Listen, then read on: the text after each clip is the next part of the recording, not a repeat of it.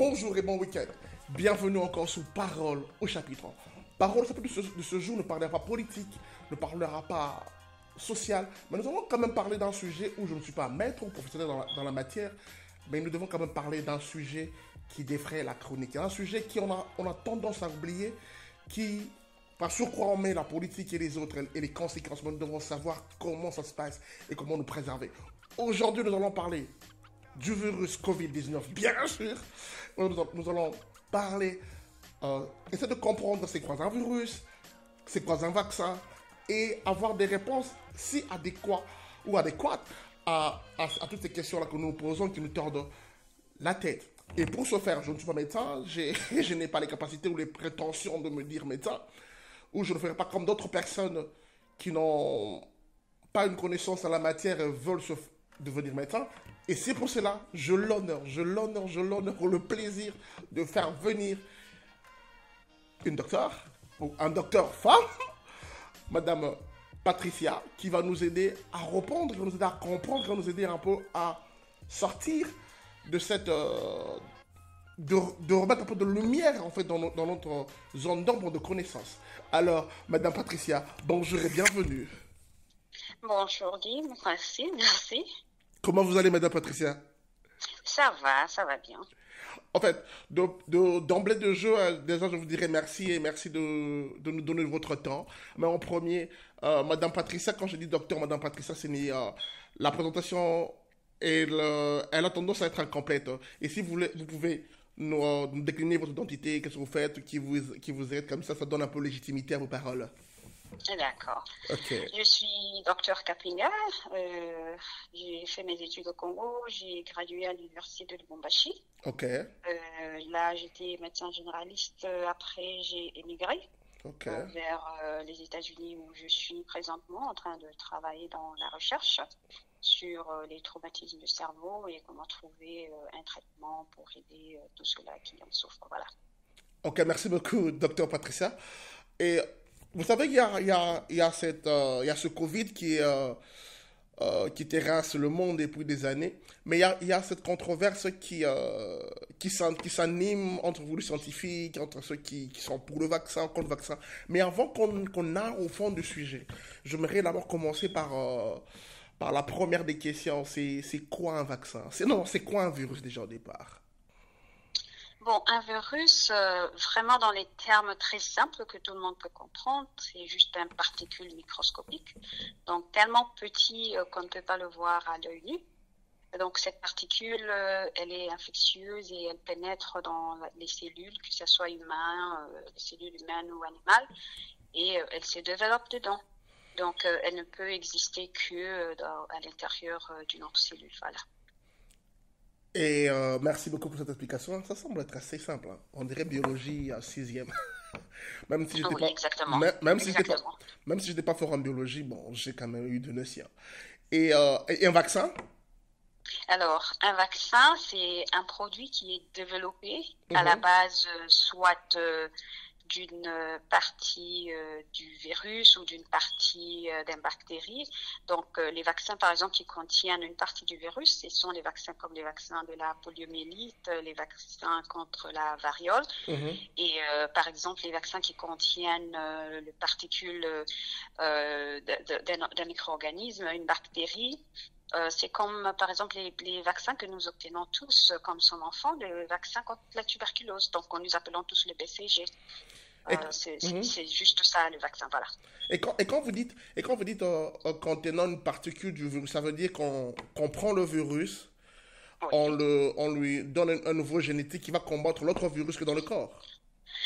Non, c'est pas exactement ça. Au fait, quand on développe les virus, quand on développe des vaccins, je m'excuse, il y a ce qu'on appelle, on peut tuer l'organisme entier, comme c'est le cas par exemple du vaccin contre la tuberculose.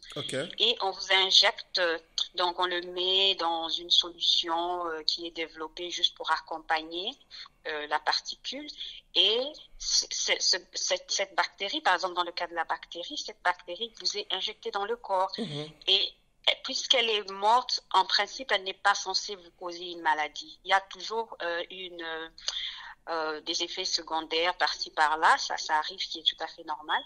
Mais le but, c'est que votre corps apprenne à produire des anticorps pour combattre ce virus ou cette bactérie le jour où la bactérie réelle vivante entrera en contact avec vous. À ce moment-là, vous êtes déjà préparé, vous avez déjà produit les anticorps contre l'agent infectieux. Voilà.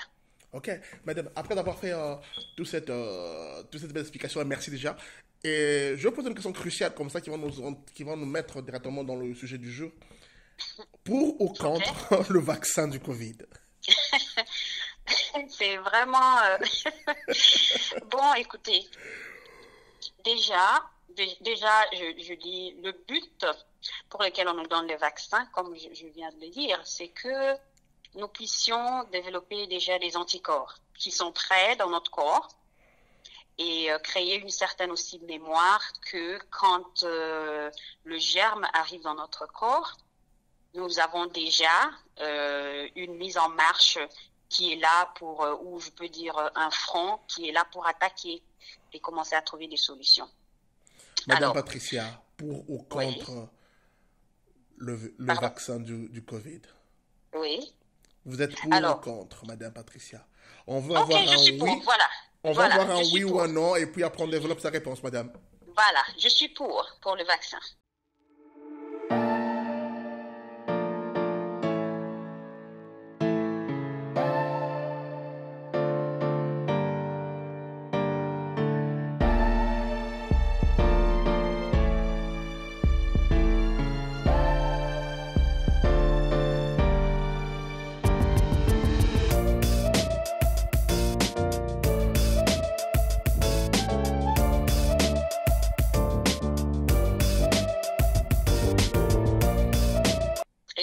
Mes raisons.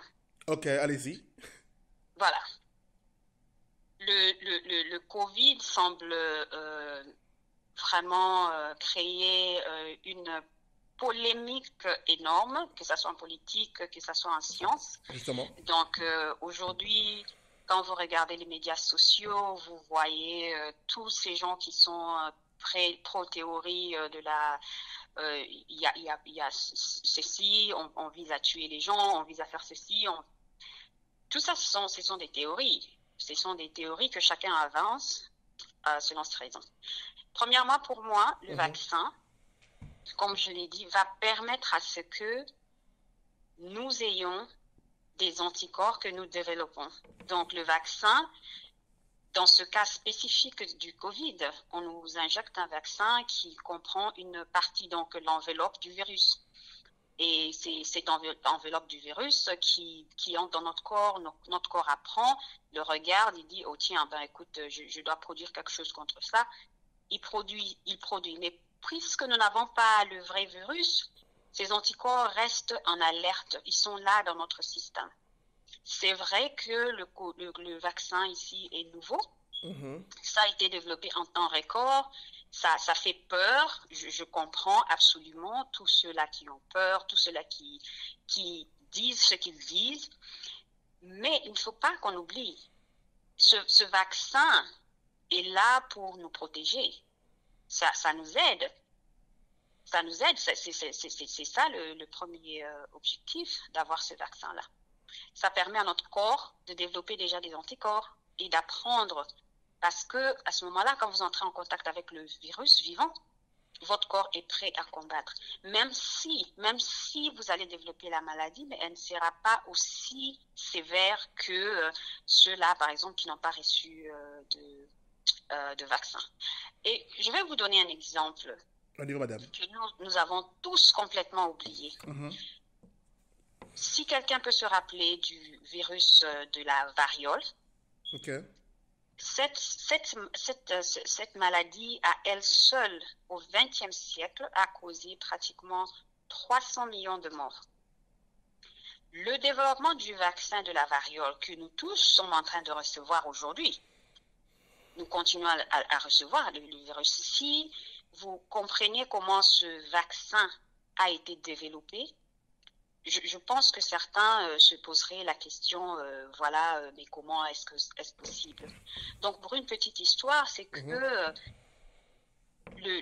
la variole, à ce moment-là, quand c'est apparu bien longtemps, très très longtemps avant notre siècle ou avant notre ère. Mais avec le temps, où les gens oublient, etc., mais après, ça reparaît, etc. Et lors du développement du vaccin, comment on est arrivé même à développer les vaccins? On s'est rendu compte que la maladie était mortelle, fortement contagieuse et mortelle. Les contagions se passaient à une vitesse que personne ne pouvait contrôler, on ne comprenait pas. Mais quelqu'un a eu juste une idée de dire, bon, peut-être que si on utilise les couches qui se développent juste après les blessures ou les pustules qui se développent, la croûte qui doit tomber, on prend cette croûte, on la mâche et puis on la met en contact avec ceux-là qui n'étaient pas malades. Ceux-là qui n'étaient pas malades deviennent malades, mais ils ne sont pas aussi sérieusement malades que ceux-là qui ont été exposés directement par le virus. Et on s'est rendu compte qu'ils ne développaient pas la maladie aussi sérieusement. On ne comprenait pas toujours pourquoi. Évidemment, avec beaucoup d'études, on s'est rendu compte, bon, on a pris le sang chez un patient et on le donne, on a utilisé juste la partie sérum. Donc, on a sédimenté juste pour retirer les globules. On garde le sérum, on donne le sérum à un autre patient et on se rend compte que, mais ces gens ici ne développent pas la maladie. Et alors, on se rend compte que c'est probablement les anticorps qui étaient chez l'autre patient qui était malade, bien qu'il a développé les anticorps, mais ces anticorps sont arrivés en retard pour combattre la maladie. Parce que les anticorps ne se créent pas du matin au soir comme ça. Ça prend un temps pour créer cela dans notre corps. Et quand on a vu que ça a aidé, c'est de là qu'on est parti pour créer le vaccin que nous tous aujourd'hui nous bénéficions. Donc, ce sont des choses, je comprends que les gens sont très, très sceptiques à propos de ce vaccin parce que ça a été fait en temps record. Mais nous n'oublions pas non plus que la technologie a avancé. Il y a peut-être 20 ans, on ne pouvait pas se parler. Comme vous faites votre émission, tout le monde peut vous suivre à cet instant même, dépendamment de n'importe quelle heure où ils sont, n'importe quel réseau où ils sont.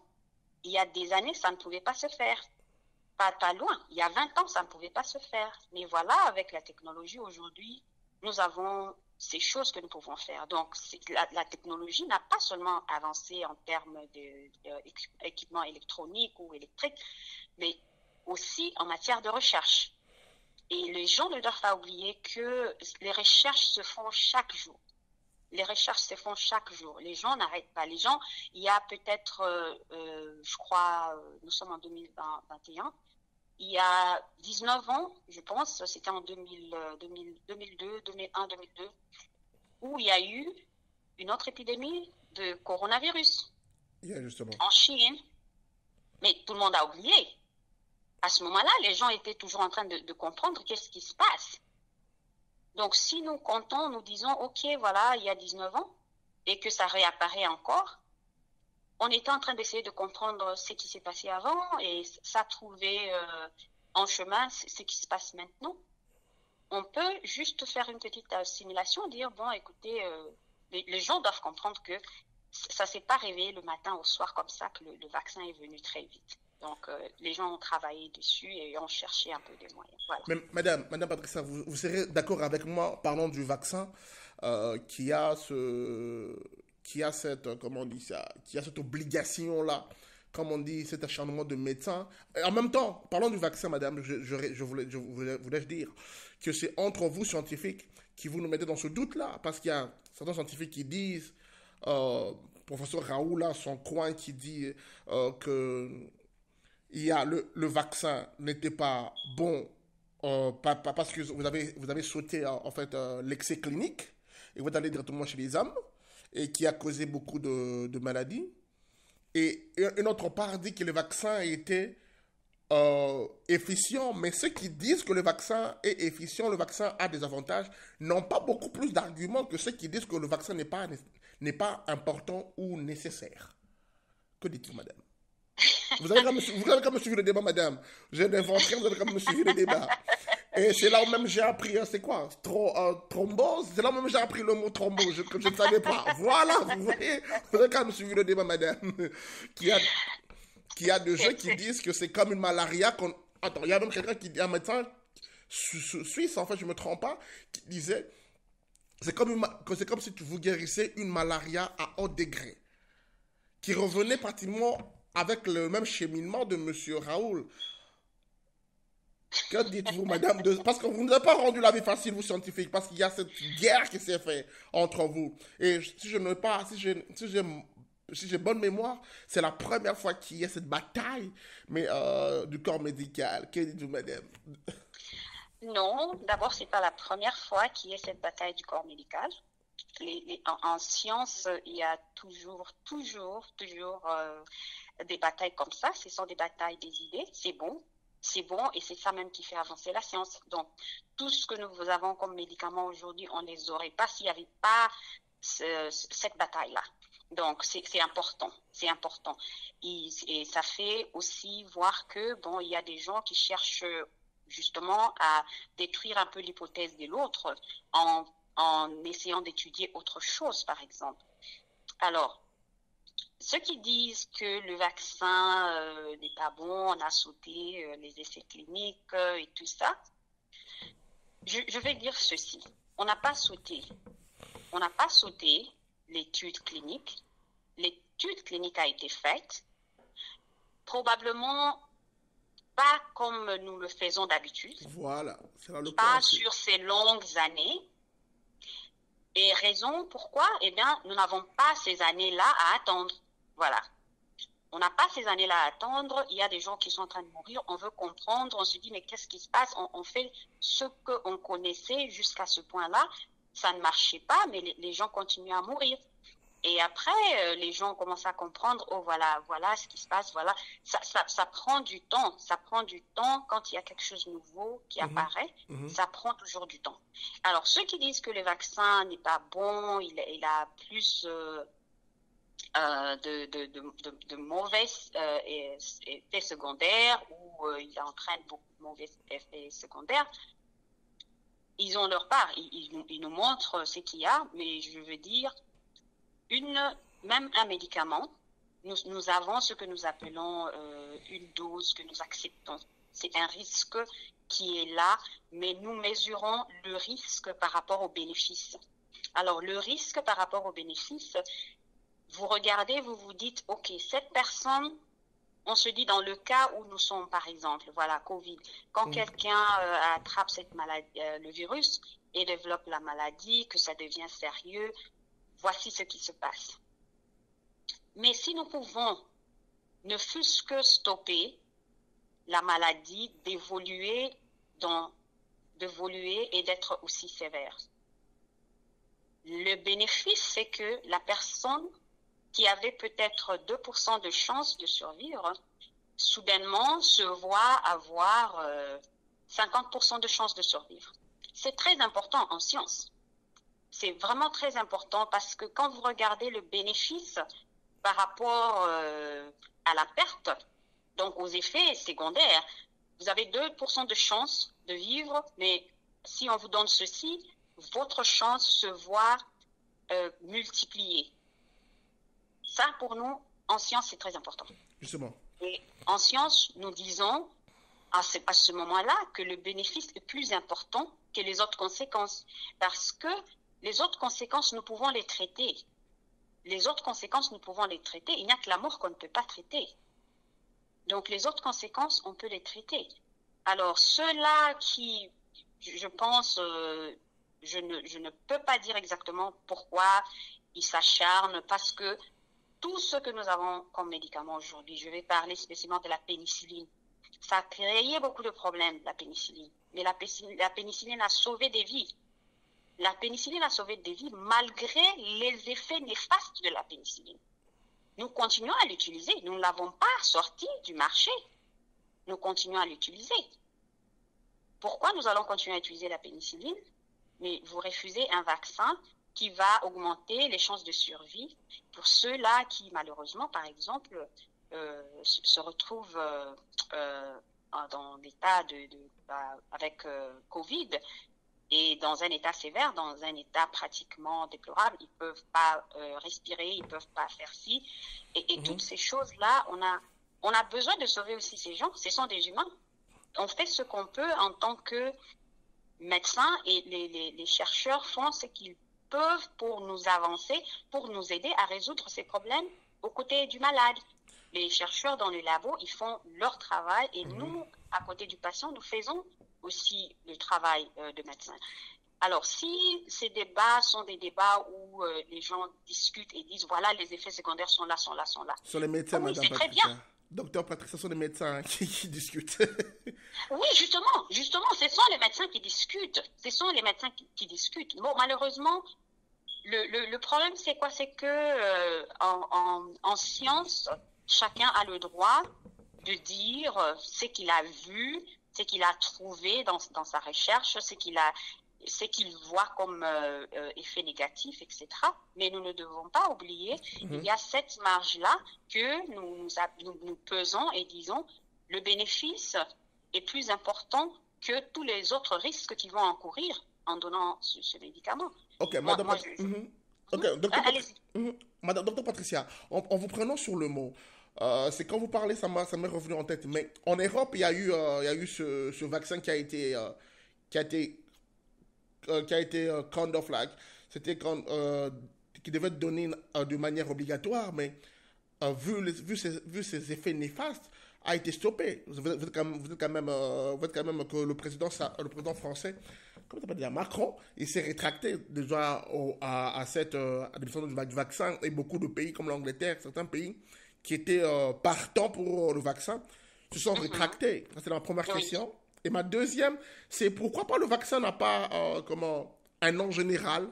Il y a plus de 3 industries qui créent des vaccins. Et la troisième question, elle est que vous savez que déjà quand je suivais une des émissions françaises, qui disait que le vaccin était devenu un secteur lucratif et qu'on a découvert plus de 3000 doses contrefaits venant de la Chine. Ok. On va commencer par la première question. Le vaccin en question, c'est AstraZeneca. Ok. Et oui, il y a eu malheureusement des effets néfastes en quantité assez signifiant. Alors, comme je vous ai dit dès le début, je vous ai dit les vaccins sont une partie, au fait, du virus ou de la bactérie que l'on vous injecte. Donc, chacun de nous va répondre différemment à cela. Même avec les autres vaccins, j'ai vu, moi personnellement, certains de mes collègues qui ont pris le vaccin Moderna. Pour une partie, ils n'ont pas eu d'effet. Pour certains, ils se sont plaints de symptômes pratiquement de la grippe. Donc, ils ont fait une grippe pendant 24 heures. Et la fièvre qui apparaissait, quand vous donnez l'aspirine, paracétamol, ça ne baissait pas. 24 heures après, tout partait vraiment comme si de rien n'était. C'est juste dire que, voilà, votre corps s'est senti attaqué, le corps a réagi. Et les signes que nous voyons à l'extérieur, ce sont des signes pour dire que, voilà, votre corps est en train de réagir. Okay. Et c'est tout à fait normal. Mais malheureusement, dans le cas, par exemple, de AstraZeneca, les Européens ont commencé à avoir... Je n'ai pas les chiffres exacts de combien des gens, effectivement, sur la totalité des doses qui ont été données, et combien des gens sur ces personnes-là ont développé ces effets secondaires. C'est la précaution qu'ils prennent. Ils jugent que par rapport à ça, c'est pas bon. Ils ont tout à fait raison. S'ils pensent que si nous donnons, par exemple, 10 doses, et sur 10 doses, 8 personnes développent des effets secondaires, c'est très, très important. Ça veut dire il y a pratiquement 80% des gens qui vont se retrouver avec des effets secondaires. Maintenant, ces effets secondaires, s'ils sont minimes, c'est pas aussi grave. Si par exemple l'effet secondaire devient comme vous connaissez le mot, des thromboses, ils développent des caillots, par exemple, ils sont en train de faire une coagulation partout. Ça, c'est important. Donc, le risque, le bénéfice de ce vaccin-là n'est pas aussi important parce que le bénéfice, le vaccin va causer plus de tort que de bien. À ce moment-là, on arrête ce vaccin-là. Oui, deuxième question pour dire que c'est le lobbying, je crois que c'était ça la question. Il y a beaucoup, c'est vrai, il y a toujours une compétition.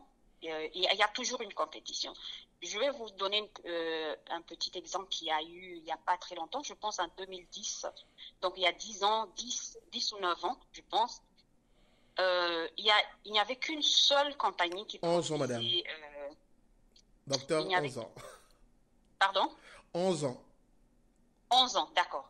Donc, il n'y avait qu'une seule entreprise qui produisait... Oh mon Dieu, c'est quoi? Qui produisait, mon Dieu, je m'excuse, le nom m'échappe, mais c'était un produit contre les allergies, voilà.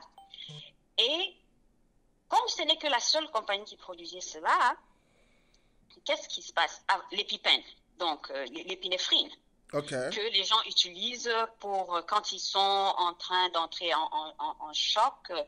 Ils s'injectent et voilà, le corps réagit et ça les calme.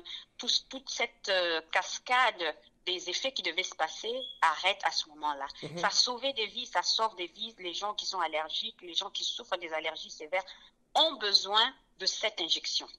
Quand ils commencent à faire leur crise, c'est très important, ça sauve des vies. Mais il n'y avait qu'une seule entreprise qui faisait cela. L'entreprise se réveille un matin et décide que ce produit va partir de $20 à $50. Non, à $500. Wow! Voilà. Simplement parce que c'était la compagnie avait le monopole. Alors, aujourd'hui, avec les vaccins, je comprends que les gens sont un peu concernés parce que, voilà, dans les temps, on connaissait que le BCG venait de tel endroit, mais aussi maintenant les licences se vendent, donc il y a d'autres entreprises qui peuvent refaire le même BCG. Et c'est comme ça que nous avons les BCG chez nous, par exemple en Afrique, qui viennent de pas loin, peut-être de l'Afrique du Sud, peut-être de la Méditerranée, etc. Donc, c'est pas mauvais d'avoir ces vaccins en cette quantité. Ça permet à ce qu'il n'y ait pas un monopole. Pour ma part, les acheteurs ont plusieurs options devant eux. C'est vrai que le risque maintenant devient, nous allons à la troisième question, qu'il y aura toujours des contre-effets. C'est là maintenant le risque, parce que vous ne savez pas qui a fait quoi et quelles sont les normes de contrôle là d'où vient ce vaccin. Ici, par exemple, ils ont leur contrôle, ça doit passer par FDA pour contrôler. Le FDA doit poser autant de questions. Le FDA doit regarder vos données, comment vous les avez collectées, vos résultats, etc. Le FDA prend pratiquement tout sur votre serveur. Il va contrôler parce que quand vous faites votre code, vous mettez tout ça, vous avez une façon de collecter les données qui est électronique. Tout peut se vérifier. Bon, il y a des coins où on ne sait pas. Maintenant, ça dépend du pays. Vous devez avoir aussi un contrôle, ce qui vient et ce qui ne peut pas venir. Donc ça, c'est pratiquement un contrôle qui doit se faire au niveau de chaque pays. Les pays comme par exemple le nôtre, le Congo par exemple, moi je ne pense pas que nous avons ce mécanisme-là de contrôle. Une simple explication, par exemple, nous avons des médicaments contre la malaria qui sont contrefaits. Depuis très très longtemps, c'est pas nouveau. Justement. Depuis très très longtemps. Il y a beaucoup de trucs. Voilà, déjà, ça montre que à notre niveau, au niveau du pays, on n'a pas un filtre, on n'a pas une institution qui est là pour contrôler ce qui est bon à la consommation et ce qui n'est pas bon. Et donc, c'est un problème du pays spécifique, donc de chaque pays spécifique, de savoir contrôler les produits qui arrivent dans son pays. Ok, merci beaucoup pour cette explication. Mais il y a une question en fait que je me reposais, parce qu'on va chuter maintenant, on a quitté le côté mondial maintenant, revenons un peu sur l'Afrique. Il y a une question qui taraude beaucoup de gens en esprit, qui se dit qu'il y a beaucoup de morts aux États-Unis, beaucoup de morts en Europe, mais c'est l'Afrique qu'on veut vacciner en premier. Déjà, je dis à cette question que c'est pas vrai, parce que déjà, nous avons le vaccin ici, n'est-ce pas? Mais il y a des gens qui insistent. Vous avez suivi quand même les débats c'est tous les Français qui ont ramené ce débat-là. Il y a des docteurs qui insinuaient à aller vacciner les Africains et ça sous-entendait comme si ils devaient prendre des Africains comme des cobayes. Je comprends. C'est là où le scientifique, vous nous avez pas carrément aidé à ce point, madame. Écoutez, il y a ce qu'on appelle l'effet médiatique. Et en toute chose, il y a toujours cet effet médiatique qui joue sur la psychologie de chacun. Le fait que vous entendez toutes ces controverses, ça crée une peur en vous, ça crée ce que ça crée, mais ça ne veut pas dire que c'est vrai. Ça ne veut pas dire que c'est vrai. Moi, je vois très mal que ici, les gens sont en train de mourir et ici même, on crée le vaccin, on décide, bon écoutez, on a créé le vaccin, il est bon, attendez d'abord qu'on aille tester ça chez les Africains et on va revenir. Mais le temps qu'on va aller tester chez les Africains, les gens vont continuer à mourir ici, n'est-ce pas? Alors, moi, je vois très mal. Donc, d'abord, je dis que ceux qui amènent cette théorie, qui écoutent les choses qui se passent sur les médias, il ne faut pas oublier qu'il y a aussi plein de Photoshop, plein de montages, il y a tellement de programmes sur l'Internet qui peuvent te faire parler les choses que tu ne dis pas, voilà. Alors, ici, par exemple, le vaccin a été créé quand le vaccin n'était même pas prêt pour être administré. Vous avez vu qu'on l'a donné au président de la République, n'est-ce pas? À Trump. Et beaucoup de gens disent que c'est pas vrai, qu'il a eu comment on a renforcé ses globules par un autre, on a renforcé ses globules de défense par un autre truc. Trump a eu le vaccin. Trump a eu le vaccin et il a aussi eu le sérum de quelqu'un. Donc, il a eu toutes ces choses-là que tout le monde à ce moment-là qui était en train de mourir n'a pas eu. Si c'était tellement aussi dangereux qu'on doit aller le traiter, on ne va pas exploser la vie du président de la République. Mais pourquoi il n'a pas dit qu'il a eu un sérum? Pas n'importe quelle république, mais le contrôleur du monde, pratiquement, c'est ce qu'on va dire. On ne va pas aller exploser sa vie. Mais pourquoi lui-même n'a pas fait cette déclaration-là? Parce que vous savez bien que moi qui étais un combattant du contre-vaccin, ce monsieur-là. Mais bien, écoutez, la politique et votre vie, vous choisirez toujours votre vie. Donc, même si vous ne voulez pas admettre devant les gens, mais vous choisirez toujours votre vie. Ça, ce sont ses raisons à lui. Il n'a pas voulu le dire tout haut que voilà, j'ai pris le vaccin. Ça, c'est son problème. C'est son problème. Mais il a au moins testé comment Corona est et il a appris beaucoup. Il a dit qu'il a appris beaucoup. Mais il n'a pas dit ce qu'il a appris. Il a appris beaucoup. Alors, si en Afrique, les gens se disent non, on va amener. Donc, le vaccin est déjà en cours ici. On est en train de vacciner les gens s'enregistrent, les gens ont leur rendez-vous, ils vont prendre le vaccin. Alors moi, je me demande, c'est quel autre vaccin qu'on va d'abord amener en Afrique, parce que celui que nous connaissons ici, par exemple, nous avons Pfizer, nous avons Moderna, nous venons d'avoir Johnson & Johnson, donc qui sont en train de s'être donnés ici. Yep. Alors, mais il faut le préciser qu'ils sont donnés, mais les gens sont toujours sceptiques par ce côté politique et médical que vous avez créé dans nos têtes.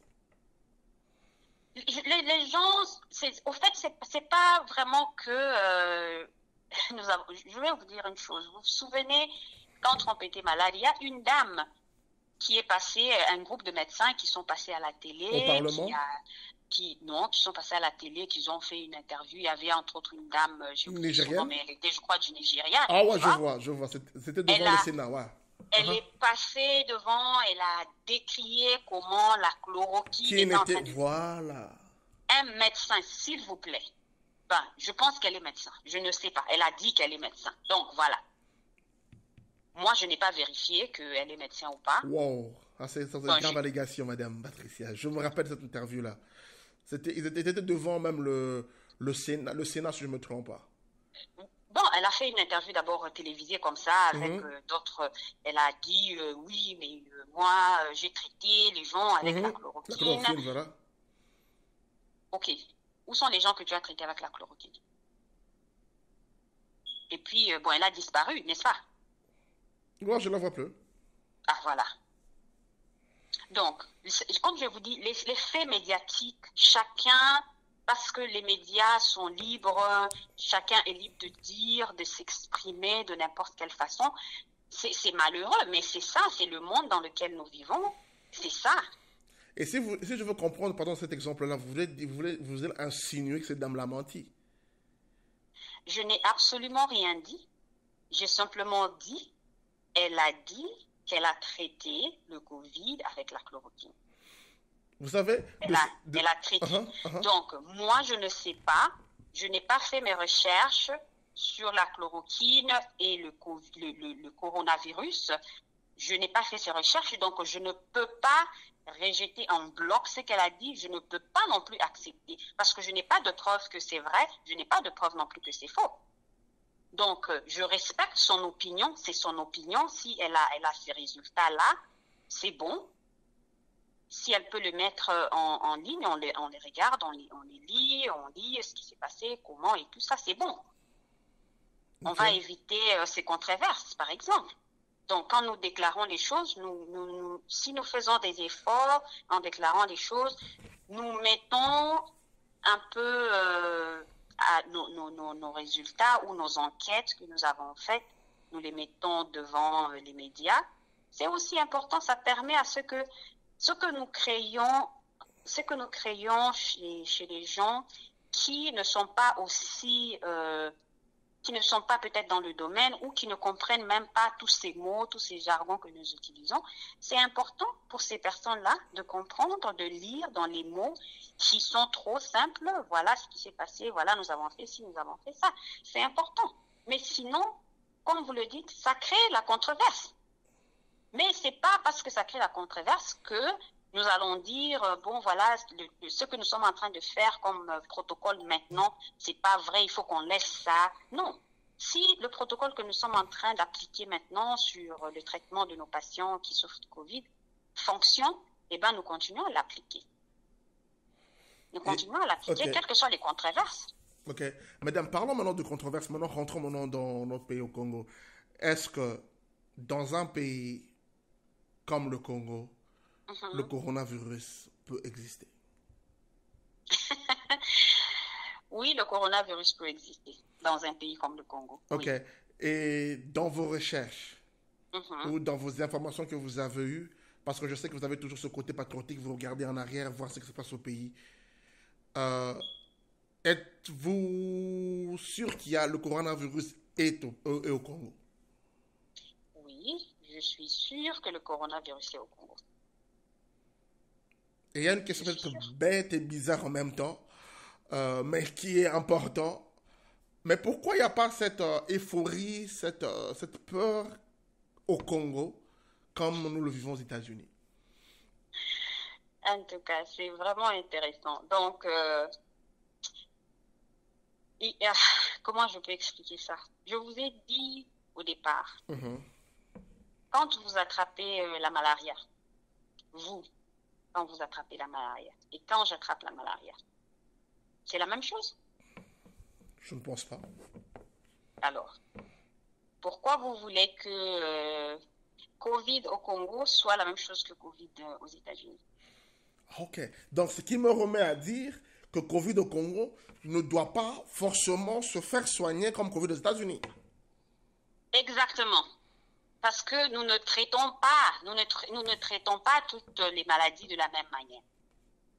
Nous traitons les maladies, nous avons un protocole, mais nous regardons aussi le patient tel qu'il est, ce qu'il présente, etc. Et nous le traitons de cette façon-là. Maintenant, pourquoi je vous ai posé la question de savoir si vous avez la malaria et que moi j'ai la malaria, ça ne sera pas la même chose. Au Congo, peut-être nous devons faire un peu plus d'ample recherche pour comprendre que il y a plein de gens, moi je connais des gens personnellement qui ont eu le Covid, il y en a malheureusement qui sont morts, mais il y en a qui ont survécu. Et des deux, les symptômes étaient chez les uns étaient un peu mineurs par rapport aux autres qui étaient un peu plus sévères. Donc ça leur a coûté la vie malheureusement. Et les autres ont survécu. Alors, il reste à comprendre pourquoi, par exemple, dans une telle région, la maladie n'est pas aussi sévère que dans une autre région. Certains expliqueraient, certains donnent une réponse si simple, dit c'est la chaleur et les virus ne supportent pas la chaleur. Ben, si c'était le cas, on n'aurait pas de maladie au Congo, je vous assure. Donc, si c'était le cas, on n'aurait même pas de maladie au Congo si c'est à cause de la chaleur. Mais ça, c'est une réponse simple, une justification simple que les gens peuvent donner. Et pour vous en faire rire encore, on disait que le Covid était une maladie de bourgeois. Ben, écoutez, que ça soit une maladie de bourgeois, mais quand une maladie décide d'attraper quelqu'un, ça ne demande pas la classe sociale, hein. Ça ne demande pas la classe sociale. Donc, la classe sociale, certainement, joue un rôle dans la propagation des maladies. Quelqu'un qui est plus élevé socialement, qui a un confort, n'est pas exposé de la même manière que quelqu'un qui n'a pas de confort. Donc, quelqu'un qui est, quand je dis un confort physique, il connaît aussi avec l'éducation, il a ses capacités de faire des recherches, de savoir un peu comment éviter certaines maladies.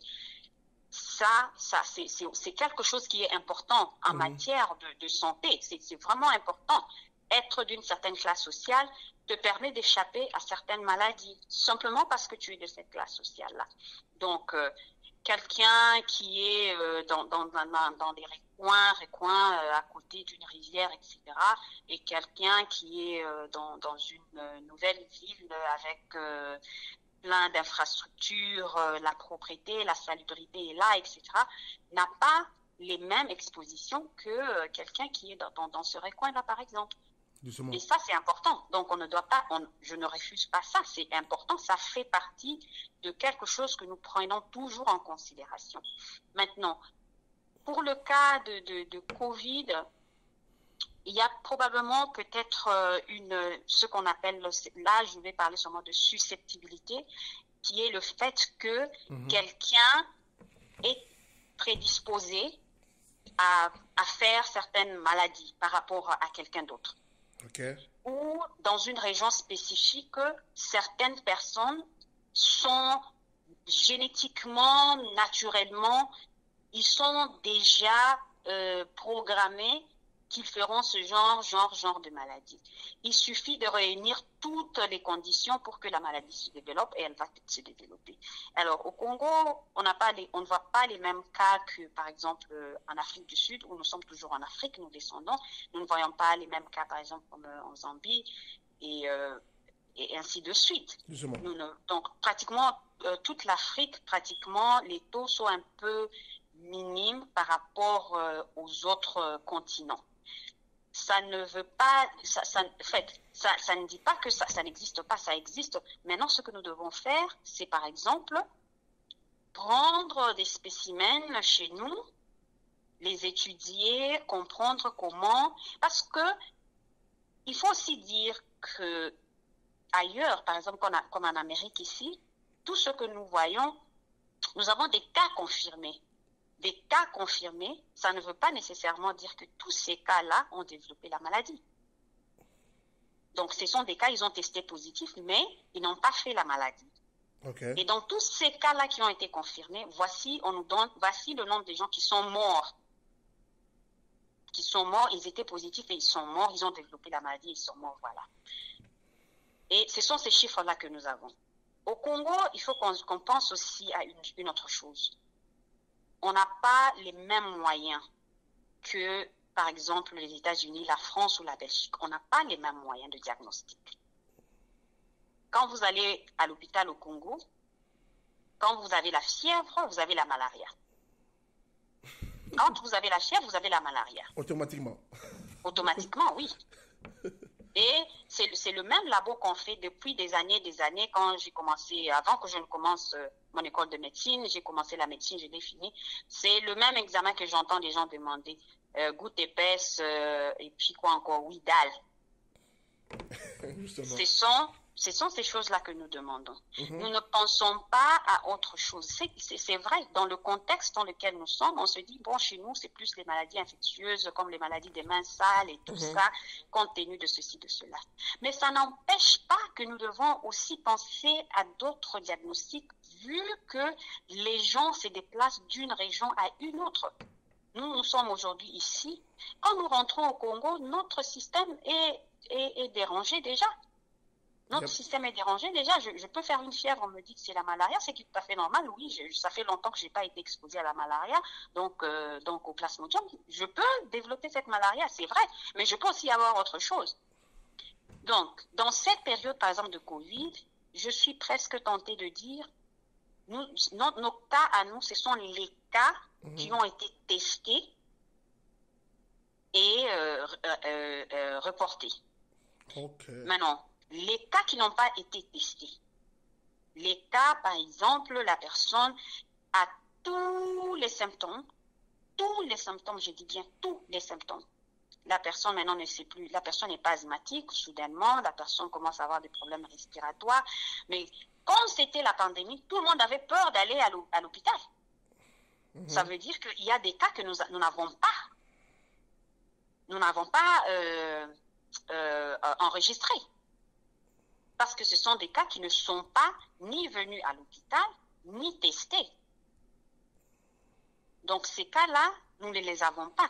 Donc, en regardant les chiffres, je me dis, probablement, nous avons vraiment sous-estimé le nombre de cas dans notre pays, en voyant les chiffres que ça nous donne, et en voyant juste la manière dans laquelle nous vivons. Donc, il y a bien sûr, il y a plein de choses que nous devons revoir. Il y a beaucoup d'autres choses que nous devons peut-être rentrer. Après, peut-être que la pandémie soit passée, nous allons rentrer, peut-être si quelqu'un a une idée. Donc, on rentre au pays, on commence à poser des questions on prend peut-être dans une ville, on prend 4 quartiers, on va dans le Katanga, on fait la même chose, on va dans le Kivu, le Kasaï, l'Équateur et tout ça. On essaye un peu de prendre l'histoire. OK, pendant de telle période à telle période, est-ce que vous avez perdu quelqu'un? Et on va faire une étude pratiquement rétrospective pour un peu retracer et avoir un peu une idée si nous avions actuellement enregistré tous les cas qui existaient à ce moment-là. Mais je suis sûre que nous n'avons pas. Parce que, par exemple, dans le fin fond là, du Kasaï à Dinbelengue, moi, je ne vois pas un centre de dépistage. Justement. Il n'y en a pas. Tout se résout à Kinshasa. Même les cas, par exemple, qu'on est en train de prélever à Lubumbashi, tout devait aller à l'INRB. Alors, le temps que ça arrive à l'INRB, dans quelles conditions c'est envoyé, dans quoi, bon, ça arrive, bon, écoutez, moi, je ne sais pas comment ils font leur travail, mais déjà, le simple fait que ça prend tout ce temps-là pour arriver, peut-être que c'est pas transporté dans les conditions que ça doit être transporté. Donc, c'est possible aussi que le spécimen est arrivé, n'est pas en bon état. Donc, on ne sait pas tester ce spécimen, par exemple, et on le déclasse. Donc, ce sont des choses comme ça aussi quand nous pensons, quand nous regardons ce que nous avons et les conditions de vie dans lesquelles nous vivons. Nous devons nous poser beaucoup de questions. Donc ça, c'est peut-être quelque chose qui doit être revu et étudié rétrospectivement.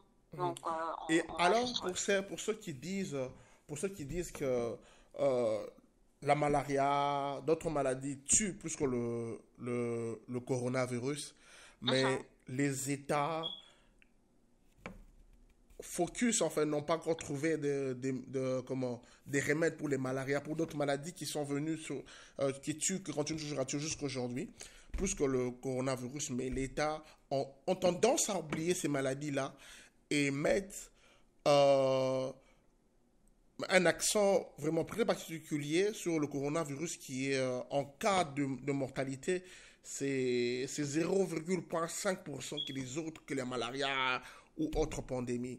Et beaucoup de gens pensent que c'est beaucoup plus question plus de business que de santé pour tous. Que pensez-vous pour cette allégation-là? Ok, je comprends. Moi, je comprends tout le monde. Hein. Je comprends toutes les positions que les gens adoptent. Le cas, par exemple, de dire oui, la malaria tue les gens, etc. Oui, c'est vrai. C'est vrai. Maintenant, je pose la question, où se trouve la malaria? Où se trouve la malaria? Vous avez la malaria à Washington, D.C.? Non. Mais vous avez la malaria au Congo. Vous avez la malaria à Kinshasa. Sur toute l'étendue de la République, nous avons la malaria. Des années et des années, cette malaria qui n'est qu'un problème de salubrité. C'est ça le problème de la malaria. C'est ça qui permet, c'est la saleté qui permet à ce que les larves et tout ça puissent grandir, se multiplier et quand le moustique arrive, prend et vient nous en donner. C'est ça. Dans les années, quand vous étudiez l'histoire de la malaria, il y avait la malaria, par exemple, en Grande-Bretagne. Mais ils ont éradiqué la malaria. Comment? Nous, je parle spécifiquement du Congo, je ne vais pas parler de toute l'Afrique, mais c'est la même chose. Nous, chez nous, ce que nous faisons, c'est que nous attendons moustiquaires imprégnés, n'est-ce pas? Oui, nous attendons moustiquaires imprégnés de qui? De quelqu'un d'autre qui ne souffre pas de malaria, qui n'a pas d'enfant qui souffre de malaria. Et nous attendons ça. Et ça veut dire quand vous entendez de cela de quelqu'un, ça veut dire que le produit ne peut être efficace. Je ne dis pas que le produit ne peut être efficace. Mais ça, c'est une question que vous me posez. La malaria tue les gens et tout ça, n'est-ce pas? Justement, docteur. La malaria tue les gens. Mais cette malaria tue les gens où? Beaucoup plus en Afrique, docteur. Exactement. Et vous voulez que l'Amérique, l'Europe se concentrent pour trouver un vaccin contre la malaria, c'est ça? Je comprends votre réponse, docteur. Maintenant, Okay. moi je pose la question à ceux-là qui disent, mais écoutez, il y a la malaria, j'ai vu beaucoup d'histoires sur les médias, Okay. il y a la malaria qui tue plus que ça, d'ailleurs ils ont mis les statistiques. J'ai vraiment apprécié, j'ai dit, ah bon, les gens font des recherches, mais c'est intéressant. Mais si vous faites des recherches, vous savez comment éliminer la malaria aussi, non? Vous n'allez pas seulement faire les recherches et trouver les statistiques. Non, non, on vous dit, voilà, dans les conditions dans lesquelles, les conditions propices, les conditions qui permettent à ce que nous ayons beaucoup de malaria, voici ce qui se passe. Ok.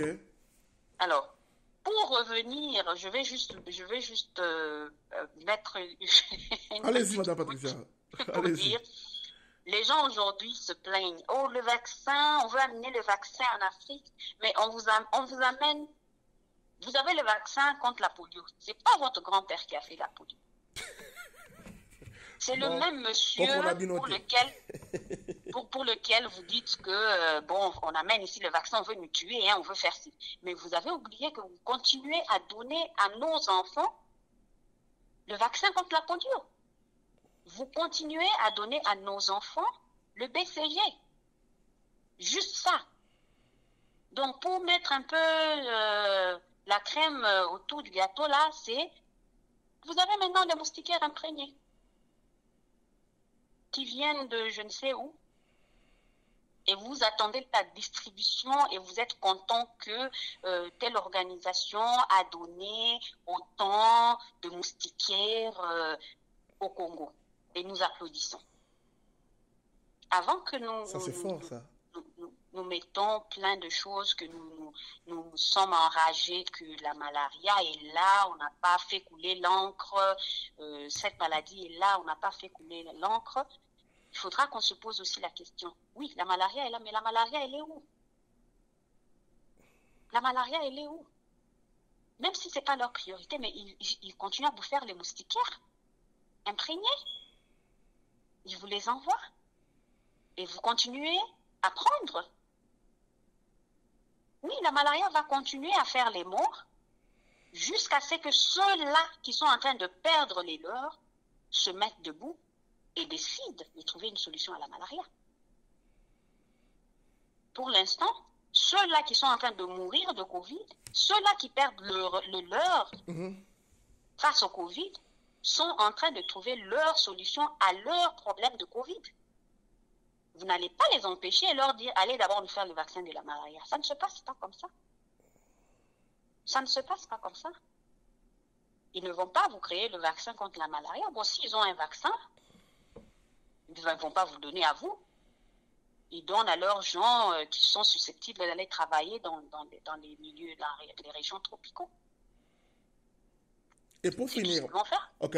Et madame, pour finir cette interview-là, il y a quand même quelque chose qui me taraude un peu l'esprit. Il y a, comment on appelle encore ce garçon? Jérôme. Jérôme le suivi dans une interview qu'on a justement haché. Mais dans ce qu'il disait, c'était pas une interview entière, mais c'est comment on voit, c'était une partie. Dans ce que j'aurais cru entendre, c'est comme s'il disait que le Covid, que le vaccin de Covid qui venait, était un vaccin qui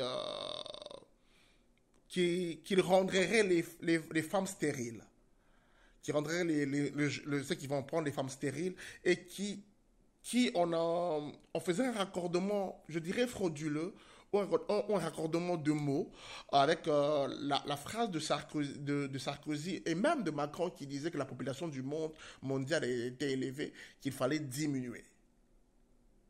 Ok, moi je n'ai pas suivi l'interview de Jérôme, je ne sais pas exactement comment il tire ces conclusions-là. Moi, je vais simplement peut-être poser une question, peut-être que Jérôme pourra répondre. C'est si on devrait vous rendre les femmes stériles, c'est pas difficile, hein? Comme je le dis, nous avons le vaccin de la polio, nous avons le BCG. Quand vous regardez sous nos fiches au Congo, vous voyez ce qu'on appelle diphtérie, tétanos, coqueluche. Ce sont des vaccins. Tout ça, ce sont des vaccins. BCG, c'est un vaccin. Que nos grands-pères n'ont pas fabriqué. Polio, c'est un vaccin que nous ne fabriquons pas. Et je dis bien que nous n'avons pas fabriqué. Justement. Mais nous administrons cela religieusement à nos enfants. Alors, moi, je pense que c'est de l'hypocrisie de commencer à raconter qu'on veut vous stériliser. Simplement, aujourd'hui, on s'est rendu compte qu'on doit vous stériliser. Mais depuis des années qu'on a créé Guéret et Calmin qui ont produit le vaccin, ils devaient vous stériliser depuis longtemps. On ne va pas commencer à vous stériliser maintenant. Ça, personnellement, moi, je pense que c'est avoir peut-être un esprit pas assez éveillé pour essayer un peu de comprendre. Et ça, c'est la justification, moi, je dirais, des personnes qui ne trouvent rien à dire, et la simple chose de se dire, moi je refuse de le prendre parce qu'on va nous stériliser. Mais malheureusement, vous avez déjà pris la polio, vous avez déjà pris le ditécoque, le ditéper, le vaccin contre la tétanos que nous tous ici nous prenons, la BCG que nous tous nous avons pris, et ceux-là qui sont peut-être de ma génération, ils ont pris le vaccin de la variole. Justement. Donc, nous avons pris tout ça. Donc, beaucoup de gens de ma génération, ils ont des enfants, ils ne sont pas stériles encore. Donc, on va attendre ceux qui ont pris le corona ici dans ce pays, parce que eux, les souffrent. ils ont créé quelque chose pour s'aider eux-mêmes, pour faire ces choses-là. Donc, nous ne devons pas commencer à parler, à raconter des choses parce que nous avons envie de raconter. Nous devons dire des choses qui nous font avancer. En science, comme au tout début, nous avons parlé de toutes ces controverses, ces médecins qui disent ci, ces médecins qui disent ça. C'est leur droit de dire ce qu'ils veulent dire. Mais ça serait important que chacun, en parlant, dise, voilà, j'ai fait cette expérience, j'ai vu ça. L'expérience ne signifie pas simplement avoir manipulé certaines choses, non. L'expérience, c'est aussi ce que vous avez vu personnellement à l'hôpital, par exemple. Vous avez eu des cas, vous ne les avez pas traités, par exemple, et ils ont survécu. Vous ne leur avez donné absolument rien, mais ils ont survécu. C'est intéressant. Nous sommes tous curieux de savoir. Moi, en tant que scientifique, je vais poser la question. Je dis, mais comment vous avez fait? Qu'est-ce qui s'est passé? Vous ne leur avez absolument rien donné. Est-ce qu'ils étaient sévères? Quels étaient les signes? À quel état ils étaient? Etc. Pour moi, c'est important parce que je veux un peu comprendre qu'est-ce qui a fait que ces gens qui sont tombés sérieusement malades, mais qui ont survécu sans aucun traitement. C'est important, je voudrais savoir. Donc, je poserai des questions en rapport avec ça pour dire, je suis vraiment intéressée, je voudrais un peu comprendre. Donc, dans mon travail, par exemple, tous les jours, je lis des choses qui ne cadrent pas, qui disent le contraire de ce que moi, je suis en train de voir. Donc, mes résultats, quand je lis mes résultats, maintenant, je vais un peu dans la littérature pour voir ce que les autres disent dans le domaine. Quand je vois quelque chose qui est contraire à ce que moi, je vois, je ne dis pas que ce qu'ils ont fait, c'était faux, ou ce que moi, j'ai fait, c'est ça qui est vrai, ou bien c'est faux parce que les gens ont déjà dit que c'est comme ça. Non, je ne dis pas ça. Je lis, je veux comprendre quel modèle ils ont utilisé, quel mécanisme ils étaient en train de chercher, parce que dépendamment de la route que vous prenez, même si tout se mène à rond, la route est parfois rocailleuse ou la route est vraiment plane et lisse comme ça, vous passez. Alors, chaque coin a ses méthodes, ses protocoles qu'ils respectent et qu'ils utilisent. Et moi, je vais m'enquérir de ça. Et au besoin, je contacte la personne, je dis, bon, écoutez, j'ai vu que vous avez fait ça, mais il y a quelque chose qui m'échappe, comment? Si la personne veut partager, la personne me dira, non, nous avons utilisé par exemple tel système. À ce moment-là, je dis, ok, moi je n'utilise pas ce système-là, donc ça peut expliquer les différences dans les résultats. Et c'est comme ça que nous avançons. Mais nous n'allons pas nous mettre sur la place publique et commencer à dire, voilà ce que vous avez dit là, c'est faux. Non, c'est pas faux. C'est simplement pas vrai pour la technique que moi je suis en train d'utiliser. Mais c'est vrai, si j'utilisais leur même technique, certainement, j'aurais les mêmes résultats. Malheureusement, je n'utilise pas leur technique. Donc, ce sont ces choses-là dont nous devons aussi tenir compte. Et c'est malheureux que la science, le monde médical, la politique, les médias, nous sommes en train de créer cette bulle tout autour. Mais c'est bon aussi parce que ça fait un peu fonctionner les méninges. Donc, nous sommes en train maintenant de réfléchir, savoir quoi prendre, quoi laisser. Voilà. Merci beaucoup, Mme Patricia. Une dernière question, la toute dernière. D'accord. Êtes-vous vaccinée?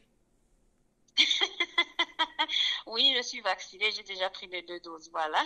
Ok, c'est pas cette question-là. Et voilà, je vous parle, donc j'ai pas encore les cornes. Ok. J'ai encore mes 5 doigts à chaque main. Ok. Donc voilà. Nous allons alors veiller sur vous, voir si vous avez encore vos cornes, vos 5 doigts et cette intelligence-là. Et merci encore beaucoup d'avoir accepté de participer dans notre émission. Ça fera 1 heure qu'on a pu en discuter. Merci déjà pour cette disponibilité que vous avez eue. C'est pendant votre break que je vous ai pris. Et merci déjà de cette disponibilité-là. Je pense que prochainement, quand nous allons lancer l'émission, beaucoup de gens vont peut-être vous poser des questions. Je sais que tout ce qui concernera médecine, je viendrai vers vous, Dr Patricia. Et je vous dis encore merci. Si vous avez un dernier mot à dire aux gens, c'est le temps. À vous l'antenne.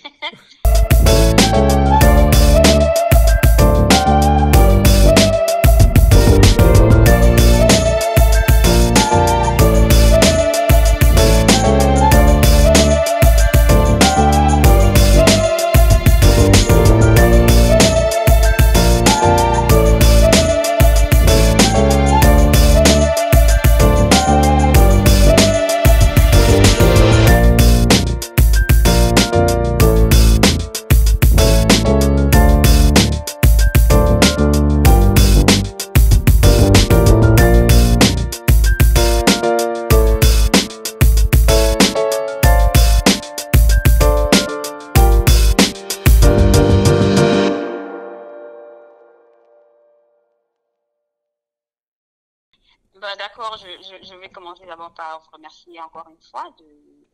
Je ne me proclame pas être expert en quoi que ce soit, mais je suis en train de donner mon avis avec les connaissances que j'ai en matière de sciences et en matière médicale. Donc, ça n'engage que moi, ça n'engage personne d'autre que moi. Et comme je le dis toujours, les médias sont sensationnels. Mais nous devons aussi réfléchir. Nous-mêmes, nous devons aussi réfléchir. Quel que soit ce que nous entendons, il est aussi important que nous prenions du temps pour réfléchir sur ces choses et que nous puissions nous-mêmes nous donner une réponse à toutes ces autres questions. Et quand vous n'avez toujours pas la réponse, eh bien, continuez à faire un peu de recherche. Donc aujourd'hui, nous avons accès... vous pouvez accéder à n'importe quelle librairie dans le monde. Il y a des librairies qui sont ouvertes, libres et libre accès à tout le monde. Donc, c'est important aussi que nous puissions commencer à lire. Je vais vraiment demander surtout à mes frères congolais, lisez la lecture. La lecture nous ouvre l'esprit. La lecture nous permet d'enrichir non seulement notre vocabulaire, mais aussi notre connaissance. C'est à ce moment-là que nous apprenons des choses. Vous n'avez pas besoin nécessairement d'aller lire tout sur le Covid ou tout sur ceci. Vous pouvez lire quelque chose, par exemple, sur comment stopper la malaria, comment la malaria a été stoppée, par exemple, dans les autres pays, on n'en a pas, et ainsi de suite. Et voilà, à ce moment-là, vous n'allez pas rester à juste argumenter pour juste la justification d'argumenter, mais vous aurez quand même des idées que vous allez amener, des choses ou des connaissances qui vont nous faire tous avancer. C'est ça qui est important. Le reste, les médias, c'est ça, c'est sensationnel, c'est comme ça, tout le monde passe, tout le monde dit. Même moi, là, quand je passe, certainement, quelqu'un va passer pour dire, elle a raconté ça, mais c'est pas vrai. C'est tout à fait normal. Tout le monde est libre de s'exprimer.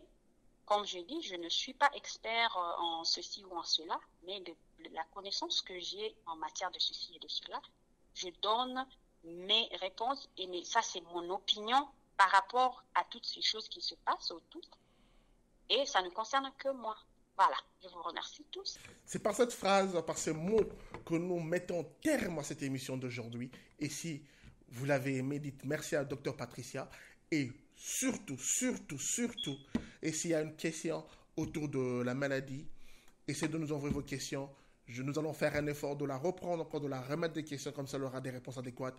Et par ce, nous avons fini. Faire le contour du coronavirus. Et pour ce, portez-vous bien, protégez-vous. Et vos 2 doses comme Dr Patricia, si vous le pouvez. Et à bientôt. À bientôt.